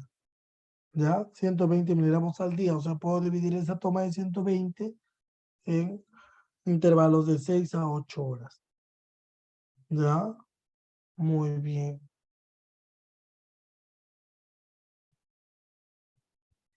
En pacientes con artritis reumatoide. En artritis reumatoide, doctora, normalmente los pacientes toman AINES. No toman opioides. Toman AINES. Para artritis reumatoidea, el que se utiliza bastante porque tiene bastante afinidad a tejido óseo es el meloxicam. Exactamente, el meloxicam. Puede ser meloxicam de 15 miligramos una vez al día o 7.5 miligramos cada 12 horas. No hay problema. Algunos usan indometacina, otros fármacos también, ¿no? Pero eso va de la mano de reumatología porque yo no puedo dar dos AINES a la vez. O sea, si el paciente ya viene tomando un AINE por, por artritis reumatoidea, yo no puedo prescribir otro AINE distinto, porque si no aumentaría la posibilidad de más efectos colaterales. Doctora, esto es importante que tenga en cuenta. ¿No? ¿Qué otra pregunta? Paciente que tiene problemas para defecar. Te dicen, ay, tengo un paciente, un niño, pero tiene problemas para ir al baño. No puede defecar. ¿Podemos prescribir opioides? ¿Mm? ¿Sí o no? No, porque más estreñimiento voy a producir. Pacientes que tienen muchas náuseas, vómitos, no puedo prescribir tampoco porque el tramadol sí produce náuseas. Los que han tomado saben que da sueño, pero produce náuseas. Tengan bastante cuidado. Eso hay que advertirle al paciente, todos los efectos colaterales, para que después no tenga problemas. Si trabaja de noche, no podría tomarlo porque le va a dar sueño. ¿Ven? Y una pregunta para todos. ¿Conocen a su paciente antes de prescribir? ¿Qué pregunta le harían? Si yo tengo un paciente, sospecho que tiene una condición especial, ¿qué pregunta le haría para poderle dar un medicamento? O de frente nomás le puedo dar. Depende de lo que ustedes me digan. De frente le puedo prescribir o tengo que hacer algunas preguntas. ¿Cuáles serían esas preguntas? Me refiero en este caso a un paciente sistémicamente comprometido. Alicia es para la semiología del dolor. Pero si este paciente está sistémicamente comprometido, ¿qué preguntas sobre su condición de salud le puedo hacer? A ver. Muy bien. ¿Qué enfermedad sufre? Vamos haciendo el cuestionario. ¿De qué padece? ¿Verdad? ¿Qué más? ¿Hace cuánto tiempo? ¿Verdad? ¿Qué más? Ya le pregunté de qué padece, qué tratamiento recibe.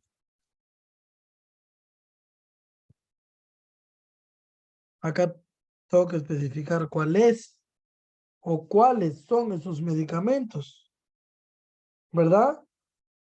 Tengo que saber cuál es, tengo que tener en cuenta, ¿verdad?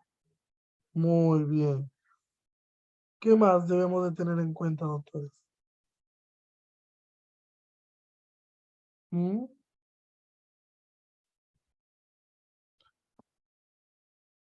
¿Qué más? ¿De qué padece? ¿Hace cuánto tiempo? ¿Qué tratamiento recibe? ¿Si ha estado hospitalizado? ¿Por qué motivo? A veces me pasa que hay pacientes que han estado hospitalizados porque tomaron algo. ¿Ven? Controles. Controles. Si he estado tomando controles. ¿Dónde tengo que tener más hincapié? ¿En qué tratamientos ha recibido?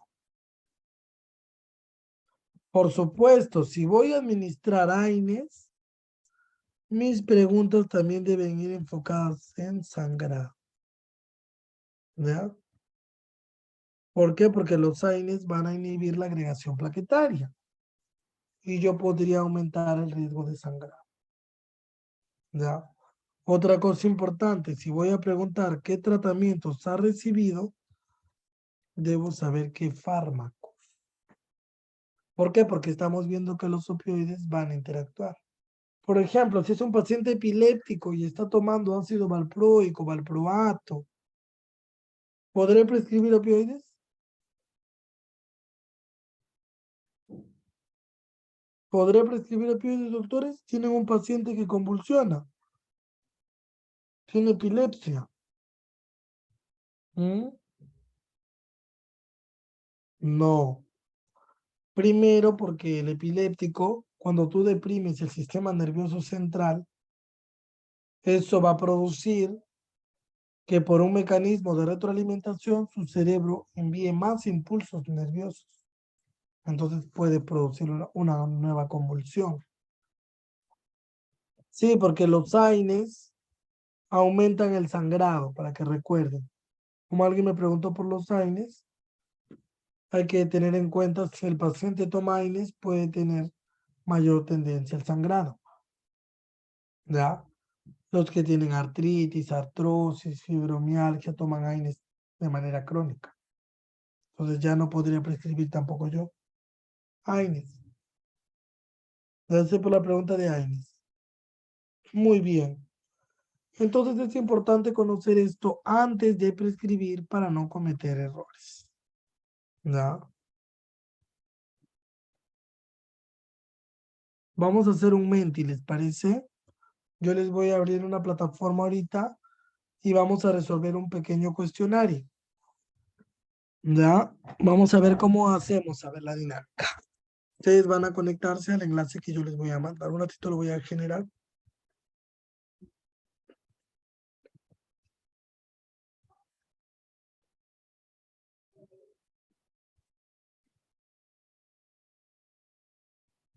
¿Listo? Aquí están las preguntas que tenemos que hacer al paciente. Miren, antes de ver el cuestionario. Tengo que indagar todos sus antecedentes patológicos. Miren, tengo que averiguar en ese paciente qué tipo de enfermedad tiene. Si es respiratoria, si es metabólica, si es alérgica, solo discapacidad, renal, hepático, todo eso. Tengo que saber hace cuánto tiempo padece de esa enfermedad. ¿Ya? ¿Qué más tengo que saber? ¿Qué está tomando? ¿Qué tratamientos está recibiendo? Quizás está tomando corticoides, inmunosupresores, todo eso tengo que saber, ¿no? ¿Para qué? Para evitar las interacciones farmacológicas. Si ha ingresado al hospital, ¿por qué motivo? ¿Hace cuánto? También es importante. Si ha ingresado porque tuvo un traumatismo encefalocraniano, ¿podré dar opioides? No, pues, porque voy a deprimir más el sistema nervioso que está deprimido por el golpe. ¿Ven? ¿Qué complicaciones tuvo el paciente antes?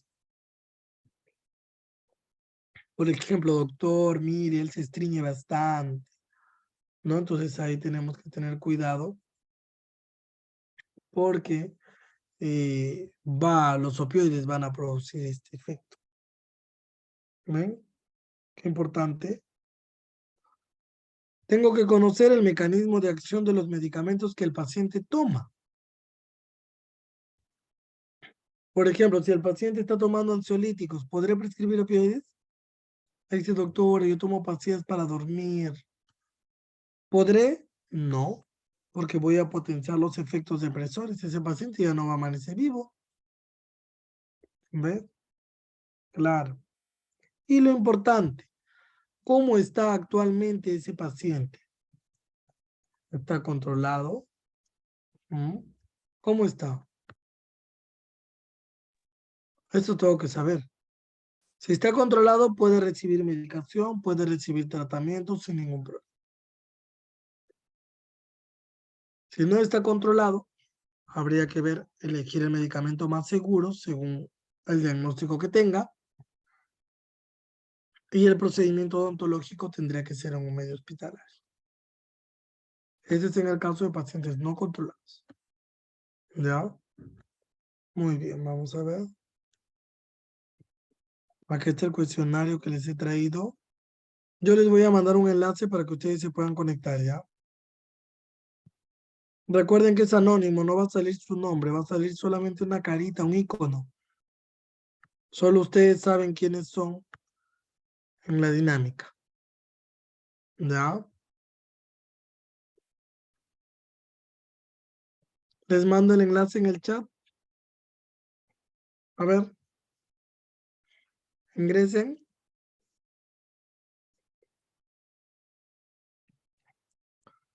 Recuerden que los mejores alumnos se van a llevar al final un premio.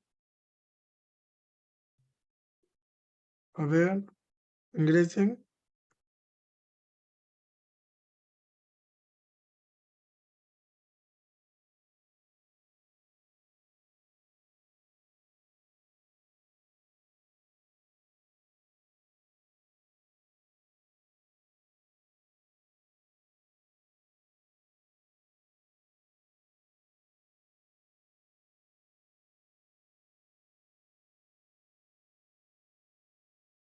¿Listo? ¿Cuántos somos? Somos 11. Vamos, vamos.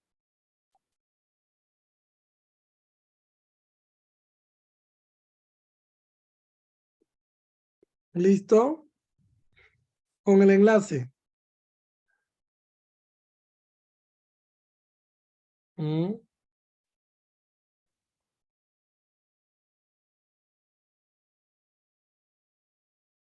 ¿Cómo van? ¿Listo? Ya vamos 14. A ver, vamos a empezar.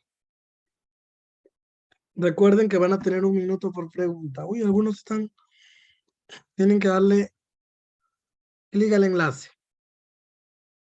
¿Listo? ¿Alguien falta? Doctora Beth, si logró conectarse.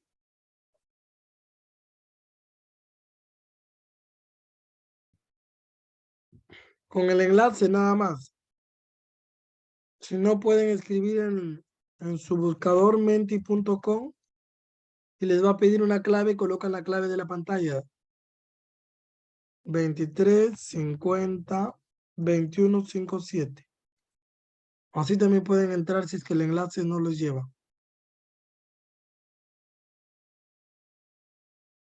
¿Listo?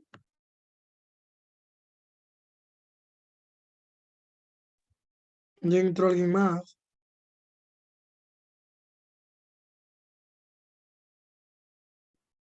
Listo, empezamos ya. Primera pregunta. Primera pregunta, chicos. Ya les envié el enlace. Con el enlace tiene que entrar, doctora. Todos ingresan con el enlace.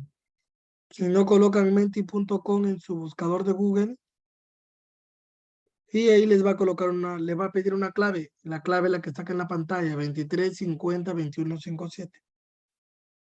¿Me ven? Y entra otro más.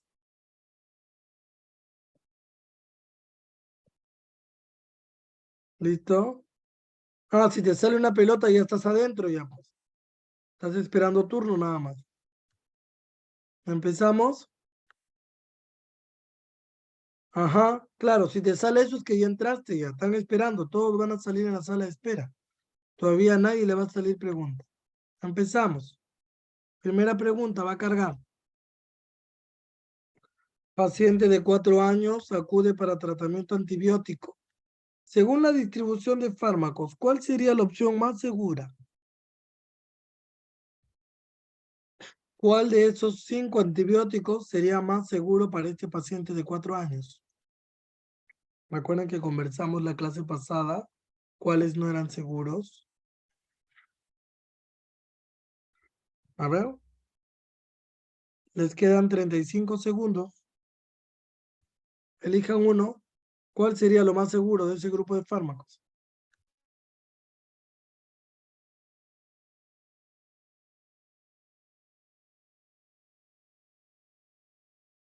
¿Listo? ¿Cómo van? Quedan 18 segundos.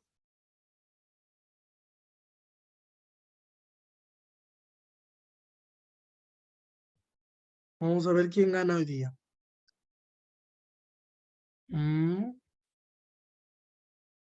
Tiempo. ¿Qué marcaron? Más seguro sería el ciprofloxacino si yo les dije que las quinolonas alteran el cartílago de crecimiento. No, y afectan la osificación. No serían los más seguros, serían los menos seguros. Las tetraciclinas tampoco, porque se depositan en los tejidos duros. Y ahí tenemos otra tetraciclina, que es la aminociclina. La amicacina tampoco, los aminoglucósidos no están indicados porque son ototóxicos. ¿Ven? En ese caso, la opción más segura sería la clindamicina, que sí está indicada en población pediátrica. ¿Ya? Siguiente pregunta. ¿Qué fármaco considera seguro para atenuar el dolor en pacientes con problema renal y hepático? Tiene los dos problemas, problema renal y hepático. ¿Cuál utilizarían? ¿Tramadol seguros? Lean bien.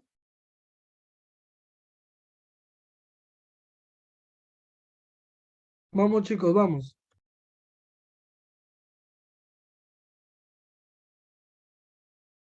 La semana pasada lo vimos.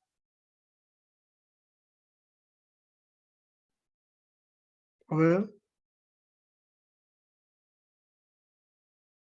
Mm,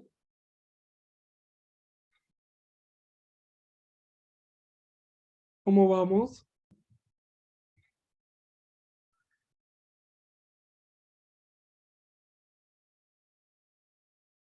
¿Listo?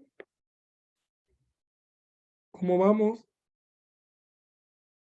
Ya tenemos las respuestas. Todavía falta. O sea, todas se pueden usar. ¿Sí? Naproxeno se usa bien en pacientes renales, pero en hepáticos no. Mm, La respuesta es metamisol. Vimos que el metamisol se podía utilizar, pero se utilizaba por periodos cortos. Yo les he compartido la tablita, como les he mandado la lectura de la clase. Ahí estaba. ¿Qué les puse? Metamisol se usa en periodos cortos. ¿Ya ves? Eso tienen que tener en cuenta. ¿Ya? Tienen que tener en cuenta. ¿Ya, doctores? Por ejemplo, el tramadol hemos visto también, ¿verdad? En este caso nosotros usaríamos en primer lugar el metamisol. ¿Ya? Codeína no, porque si damos codeína a un paciente hepático podemos producir encefalopatía. Como un paciente hepático, o sea que tenga hepatitis, eh, hígado graso, fibrosis, ¿no? Carcinoma hepático. Cualquier problema que haga que su hígado no trabaje correctamente. La dosis del metamizol, esas dosis las vamos a ver cuando veamos AINES. Pero la dosis del metamizol es 500 miligramos cada 8 horas. No hay problema ahí. Pero por periodos cortos. ¿Ya? ¿Por qué? Porque el metamizol a veces puede afectar la presión arterial. Y recuerden que un paciente con problema renal tiene tendencia a la hipertensión. Ya, entonces siempre hay que estar diciendo, sí, puedes tomar tu metamizol, pero que te controlen la presión arterial en casa, ¿no? Todos tienen un tensiómetro, que todo esté dentro del patrón normal. ¿Ya? Siguiente pregunta. Vamos a ver quién gana esta semana.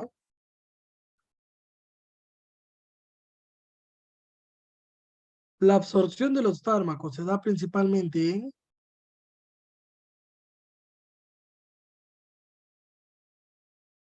¿Dónde, chicos? En el yeyuno, en la boca, en el hígado, en el estómago, en el duodeno. También lo vimos la primera clase.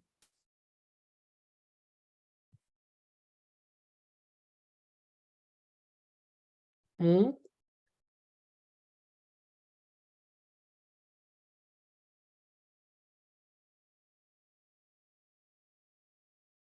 Quedan 20 segundos prácticamente. ¿Cómo vamos? ¿Mm?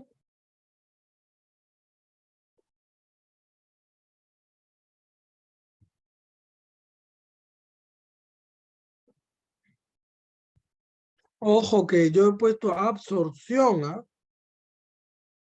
No estoy diciendo metabolismo, excreción, no, absorción. ¿Listo? ¿Cuál sería la respuesta? Duodeno. Si fuese metabolismo, la respuesta sería hígado. Pero estamos hablando de absorción, recuerden que es en el duodeno. ¿Ya? Siguiente pregunta, a ver, vamos. Vamos chicos, ustedes pueden. Considere una o más opciones. En pacientes con hepatopatía, se consideran las formas más habituales de prescribir. Pueden marcar una o más opciones. En un paciente con problema hepático, a ver, debemos seleccionar fármacos de excreción renal. No se recomienda la codeína. Subir la dosis administrada. ¿Se debo dar más dosis? Disminuir la dosis y aumentar el número de ingestas al día. ¿O los opioides son seguros? ¿Mm? ¿Cuáles son correctos?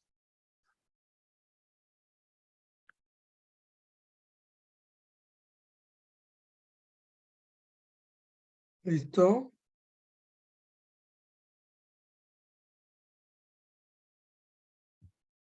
¿Cómo van?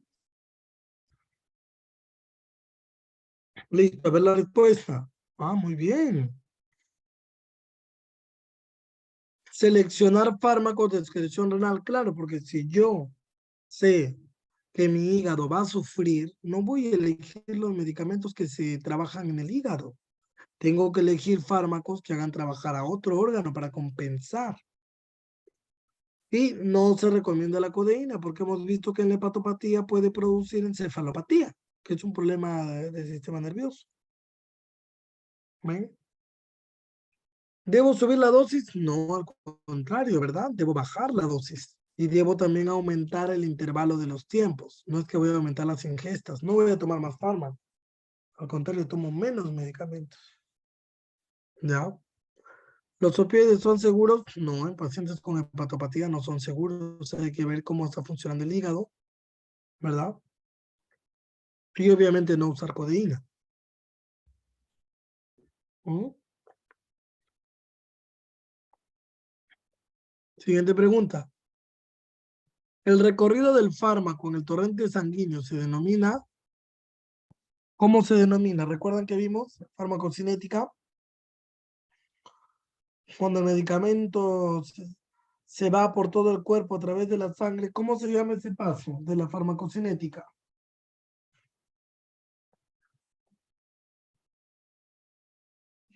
¿Cómo se llama? Pues chicos, escriban ahí una sola palabrita. Ustedes pueden, vamos.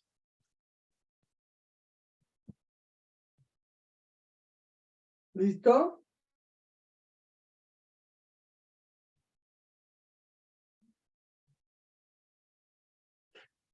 ¿Cuántos van? Faltan todavía. Van 8 personas recién que han escrito.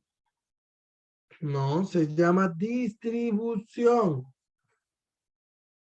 El metabolismo es la conversión del fármaco en una sustancia más simple.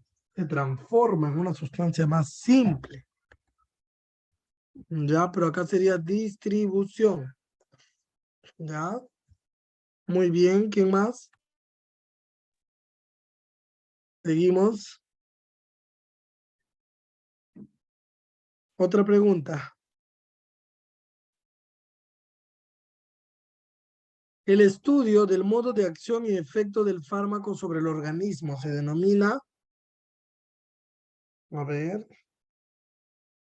cuando yo quiero estudiar el modo de acción, el efecto del fármaco sobre el organismo, sobre el cuerpo, ¿cómo se llama eso?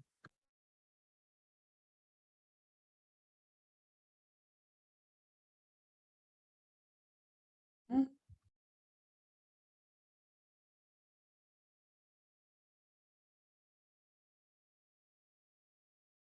¿Cómo van?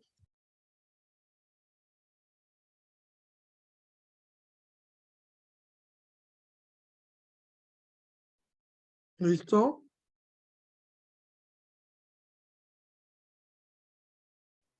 10 segundos.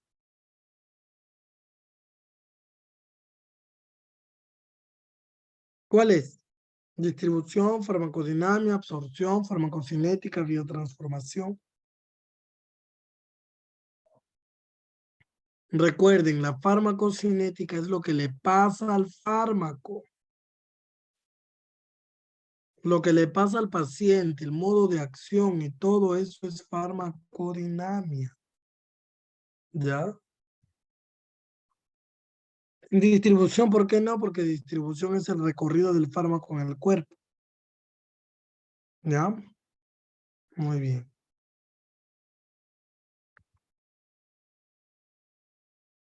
Última pregunta, a ver, vamos a ver. ¿Qué medicamento estaría menos indicado en un paciente de 75 años? A ver, llega un anciano al consultorio para medicarlo. ¿Cuál de esos medicamentos no debería administrarle? También es importante para el adulto mayor. Lo he comentado en la clase pasada. Le dije, pacientes pediátricos, esto no se da. Pacientes ancianos, esto no se da. ¿Cuál sería? ¿Mm?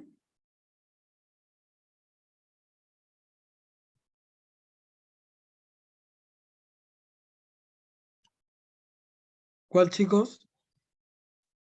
Apúrense, quedan 5 segundos. Vamos, a ver quién gana esta semana. Correcto, no debo dar ciprofloxacino, porque las quinolonas,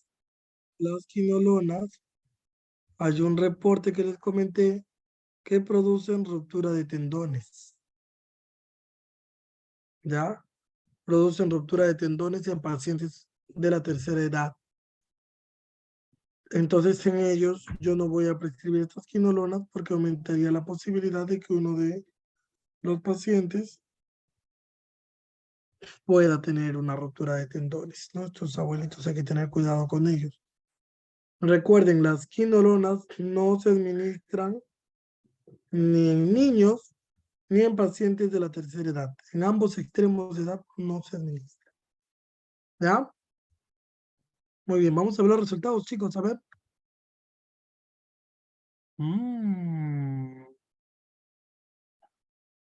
Vamos a ver. Felicidades, Jessica y William. Muy bien, vamos a ver cómo está el récord. Jessica, William, Gina, AC. ¿Cuáles son los nombres? Opioides también ha participado. Escríbame por interno para saber quiénes son. A ver. Escríbame por aquí por interno en el chat para saber quién es Jessica. William, Gina. Por aquí por el Zoom, por el interno me pueden escribir para saber el orden de mérito. Muy bien, ya está, doctora. Muy bien,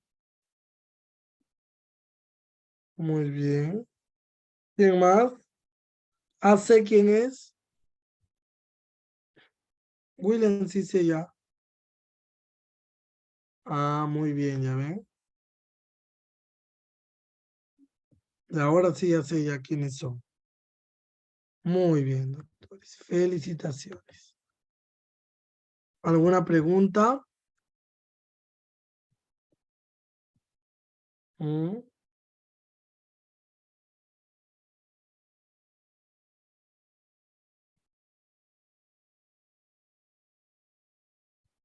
Muy bien. Y para terminar, les voy a dejar esta PPT que nos dice, en pacientes médicamente comprometidos, tener en cuenta siempre que los fármacos que vamos a prescribir van a interactuar con las terapias médicas. ¿Ya? Doctora, de preferencia dentro de su celular o de su laptop, pero del mismo dispositivo que esté en clase no le va a convenir.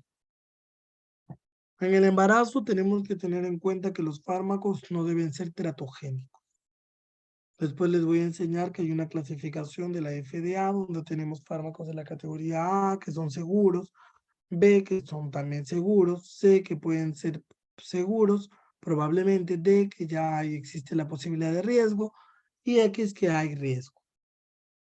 Por ejemplo, los opioides no usamos durante el embarazo, solo usamos AINES y paracetamol dependiendo del trimestre de gestación. ¿Ven? En leche materna también hay que tener cuidado. Normalmente los opioides se excretan, ¿no? Hay que tener en consideración. En geriátricos hay que considerar que tanto el hígado como el riñón ya están un poco deteriorados, entonces tenemos que evitar en ellos que se haya un efecto de toxicidad o un efecto acumulativo. Normalmente podemos dar la dosis cada 12 horas o cada 8 horas, pero ajustando la cantidad. ¿Ya? En pediatría, pues usamos los medicamentos en presentación líquida para una mejor absorción. ¿Ya? Muy bien. Les voy a mandar unas lecturas, la clase igual, a más tardar el viernes, para que la puedan leer. Recuerden que al finalizar el curso, vamos a elegir a nuestros 2 primeros lugares que hayan ocupado en los más altos puntajes durante las evaluaciones, así que todavía tienen chance los demás para que puedan hacerlo. ¿Ya? Muy bien, doctores. ¿Hay alguna otra pregunta adicional? Así vamos a ir jugando para no aburrirnos. Es de noche. Algunos tienen sueño. Muy bien, cuídense, buenas noches. Qué gusto. Cualquier cosita, recuerden si tienen casos, compártanos en el grupo, escríbanme para poderlos ayudar a hacer sus recetas y poder mostrar a los demás colegas. Así todos vamos a aprender. Mientras más casos hayan, más recetas variadas vamos a tener. El grupo pasado ha tenido varios, hemos prescrito pacientes con enfermedad renal, diabetes y gestantes. A ver, acá vamos a ver cómo les va a ustedes. ¿Tienen algún pacientito? Me dicen, hacemos la receta y ya tenemos para compartir con todo este grupo. Buenas noches, chicos. Que tengan una linda noche. A descansar.